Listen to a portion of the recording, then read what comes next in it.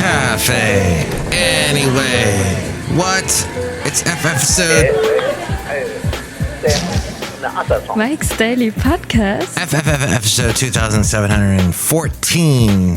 2714 divisible by 3? Mike's Daily Podcast. Well, by 7? By 2? By 3? I don't know. It's Mike, who's not a mathematician, but my last name has math in the name. Mike Matthews. I should have been a clinician, because then I could help people with their funny bone, and I could make them laugh, pretty much, or moan.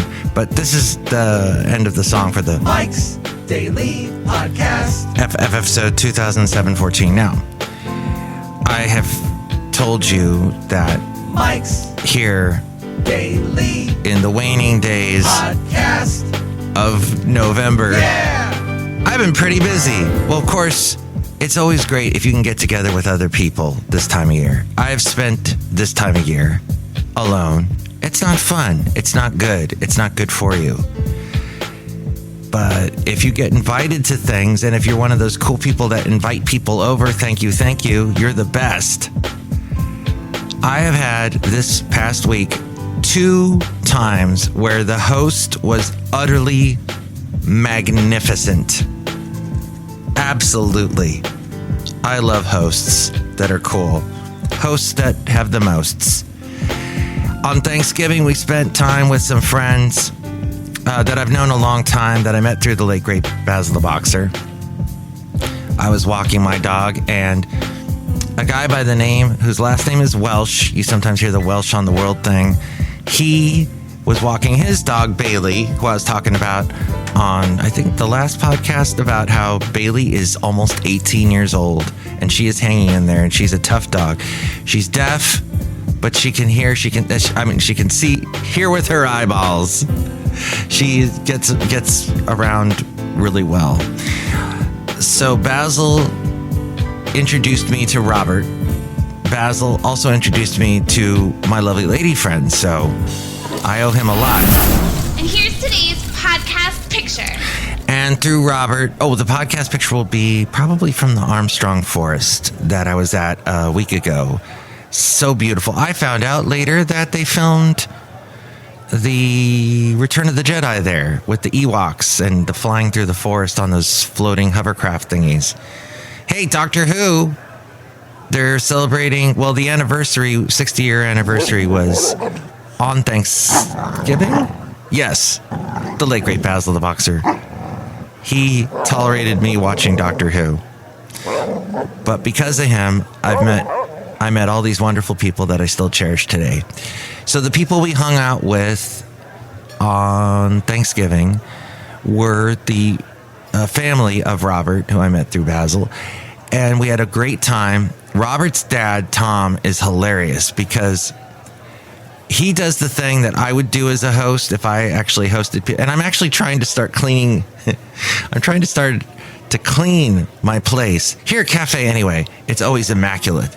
I don't know who cleans this place. Maybe it's magic little cupids that fly around, or bats with the Swiffers tied to them. That's what cleans this place. Or maybe it's Rocky the cat comes through with a Swiffer. I don't know. Or we just throw him around and his fur picks up all the dust. Because that's what cats do, right? They pick up the dust when they slide around the floor. Huh? What? No, it's amazing. Rocky the cat will chase after anything that if you send like a pen across the floor, he goes chasing after it. He loves it.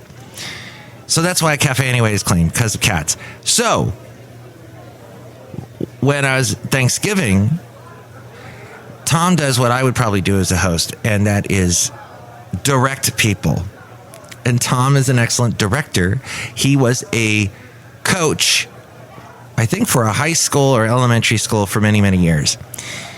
And he still is involved with athletics and the kids' teams in the Bay Area. But he did this.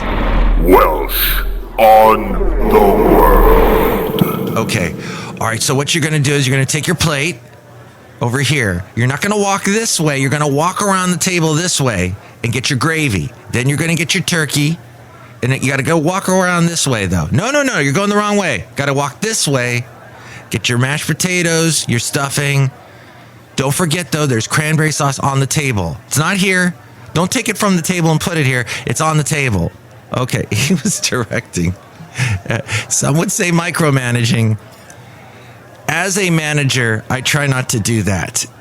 As a manager, it is very difficult not to do that. But then here's what happens is if you do it a lot, you get tired of doing it. Micromanaging is very taxing. It's upsetting to everybody. Sometimes it has to be done with certain employees. This is Mike's Podcast Picnic. Like, dude, you've made the same mistake 20 times. I pointed it out to you 20 times. You got to be on it. Are you on it? Are you doing it? Da-da-da-da-da. And at some point, then you have to let them loose to enjoy the world. But hopefully people work on the mistakes they make. I tried to at least. And fix it to prevent these things ahead of time. But on the occasion when you have to micromanage, yes, it is sometimes necessary, but it is exhausting. So we had a great time with Tom and Robert and Bailey and the family. And we played this wonderful game. I think it was called Clean Slate, where you say a word like so blank. And then you have to put the blank. And people, if they write, like, let's say, what springs to your mind when I say so blank, so good, possibly. I said so Raven, and nobody got it. But if somebody else has the same one you do, you both get a point. Everybody gets a point. But, you know, the trick is to do something that is well known by at least one other person, but not by the whole team. It works better if you've got like 5 people playing this game. And then, speaking of games, last night we were invited to a game night at a house, only adults, no kids allowed.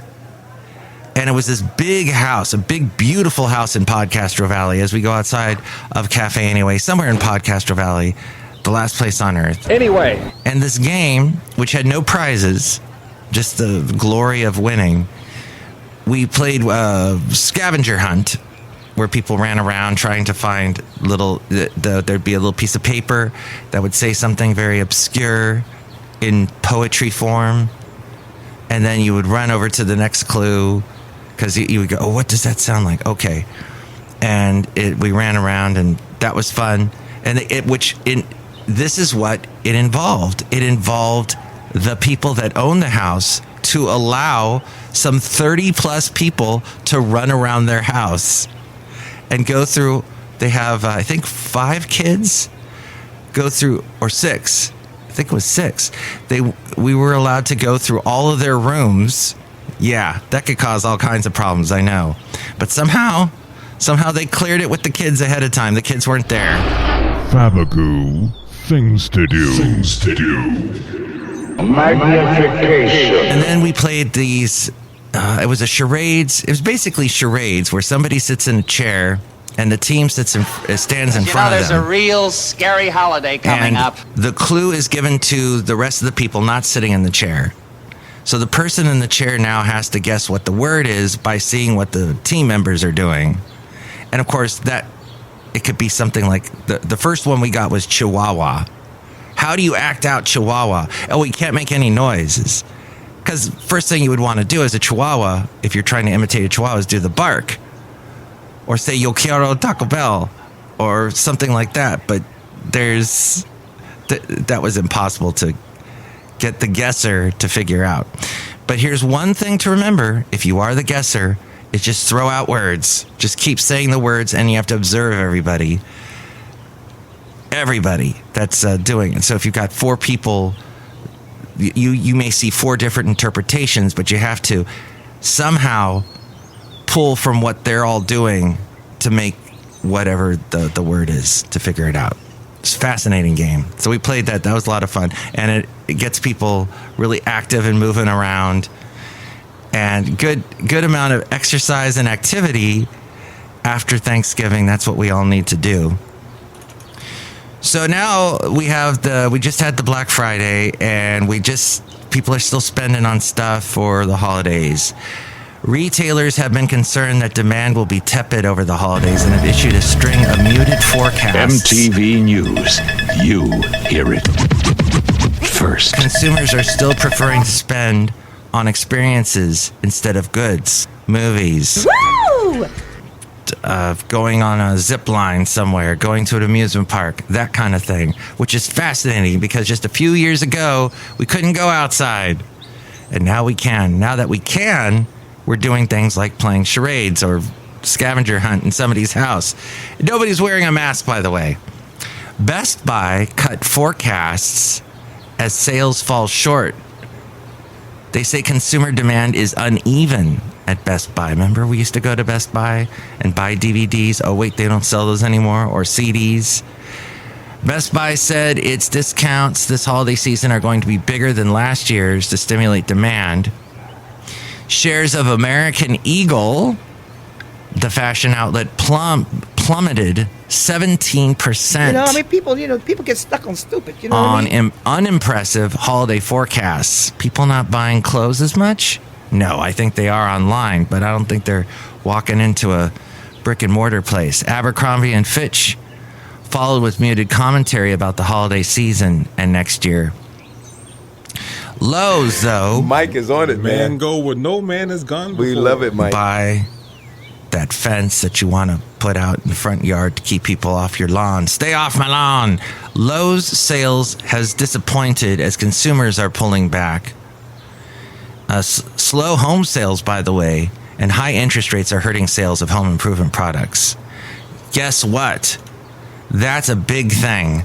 Existing home sales tanked last month to a 13-year low. You will travel into the incredible universe. Previously owned homes were about 4% lower in the month of October compared with September. Not the biggest dip, but a dip nonetheless. It was the slowest sales pace since August of 2010. Now, I bought my house in, it wasn't August. It was more like November of 2009, so just about a year earlier. But I do remember that time, 2010, hearing about how houses weren't selling and prices were dropping. I bought my house almost too soon because prices got even lower. If I would have been able to hang out for a year, hold on for a year. But we couldn't because I was married and we were living with my grandma-in-law. This show is clean. A sweet, wonderful woman who's no longer with us, but pretty much. It would have been a little bit cramped staying with her for a whole year. I got through that. I got into it. Even though she was wonderful. But we wanted to get started, move out, and it is just impossible to buy a house now in California. There are so many Texans that are moving back to California, something that used to be Californians or just Texans that are Texans to begin with that want to move to California. Despite what everybody says, the big exodus, and still more Californians are moving to Texas than the other way around. But something like 40,000 Texans moved to California last year, 2022. And that's fascinating. People bash California constantly. It is the thing to do in America, if you're outside of California, to bash California. A lot of other states are also moving to California, Oregon and Washington most notably. Addenda with Kevin. You got to have something that's going to pay well, because otherwise, how are you going to afford that home with these interest rates, or afford the rent? Actually, the rent has come down a bit, so maybe that's what's luring some people out of Texas into California. But since last year, the amount of homes being sold dropped almost 15%. The average mortgage rate rose sharply, so that might have something to do with it, jumping over 8% by mid-October, which we hadn't seen that rate in many years. Rates have since retreated a little bit. Problems include persistent lack of housing inventory and the highest mortgage rates in a generation. Multiple offers are still occurring on starter and mid-priced homes. People finding in California that they can't live in the city. They got to live way outside of the city, maybe at least an hour drive from the city, which, hey, that might be why cities inside the city, it's getting so crazy and bad, and the graffiti's awful, and the unhoused problem is so awful. It's just falling apart because people are spending their money when they go home. They're spending their money at home and not in the city. That might be one thing. But price concessions are happening in the upper end of the market. At the current sales pace, that represents a 3.6 month supply. That's how many houses we have. That's a 6-month supply is considered a balanced market between the buyer and seller. The amount of houses available, the amount of people wanting to buy the houses. The median price of an existing home sold was $391,000, an increase of 3.4% from a year ago when it was $378,000. Kathy's Corner. Kathy's Corner. And that is not the price that we're seeing in the Bay Area. It is at least $700,000. Magnification. And I meant, of course, did I say 391,000? 391,800 to be precise. So that is all I pulled from Rob Black, his latest podcast you can find online. I produce his podcast. And you can also hear him on the radio on AM 1220 KDOW in the mornings, and also on the television station. He is on Kron TV giving out fantastic money-related information that can help us all to know this kind of stuff. Millennials say they need, by the way, at least $525,000 a year to be happy. And that might be because they're trying to buy a house. So the $3.5 billion battery plant that Ford was planning to build has been scaled back. EV demand has been disappointing and labor costs are rising, so they are scaling back. And companies including Apple, Disney, and Comcast have halted ads on X after Elon Musk supported a post saying that Jews were stoking hatred against white people. The Royal Trump Tweet Decree. In fact, there was a story today about how When you are a man, sometimes you wear stretchy pants. his entire social media company, X, could lose as much as $75 million in advertising revenue by the end of the year, as dozens of major brands are pausing their marketing campaigns because of that comment, or because of that supporting a post. X has struck back and sued media watchdog group Media Matters, alleging the organization defamed the platform with a report that said ads for major brands, including Apple and Oracle, had appeared next to posts touting Adolf Hitler and the Nazi Party. Internal documents viewed by the New York Times list more than 200 ad units of companies from the likes of Airbnb, Amazon, Coca-Cola, Microsoft, and many of which have halted, considering they're pausing their ads on social network. This according to Reuters. And one other interesting thing that I saw here is Zoom is lifting its 2024 outlook. How often have you used Zoom this year? Of course, probably not as much as in previous years, or maybe you're using it more. I'm finding that since Zoom has become more, everybody seems to be more proficient at Zoom, and people are learning it. It just seems like everybody's got a basic knowledge of it, that more people are using it. But they have lifted their 2024 outlook, fueled partly by strong customer loyalty and expanding usage of tools. People are using the tools and paying money for it. It was $458 the stock during the pandemic. Now it is at $64. Mike's Cassette Copy Hole. Amazon is reporting that former CEO Jeff Bezos may be selling $8 to $10 million of shares after offloading $1.67 million worth of shares last week. This was actually in the middle of March, mid-March. I'm thinking of literature now, everybody. Bands mutations. But it was in the middle of November that he did that. So, but he may be selling $8 to $10 million more in shares. Maybe he has done so by the time you hear this. So that's all the fascinating stuff I have for you today. And look who's outside a Café Anyway. Hello, Michael Masters, Madame Rootabega. All of that is very fascinating. Oh, did you date Jeff Bezos? Yes. Did you go and play charades last night? Yes. Did you win? No. Yeah, neither did I. Partly because we got that Chihuahua. How do you even... Look who else is here. Hello there, Mike. This is Valentino, the parking attendant. And this is Bison Bentley. Do you know it? Mike, it's sure getting cold these days, day. Yeah, cold.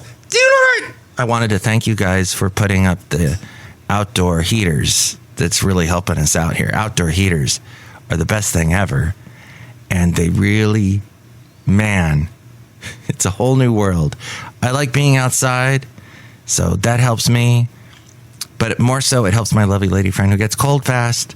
Me, I'm a big guy, and I could stand outside in my shorts when it's practically 30 degrees outside. But holding court with Lady Katie.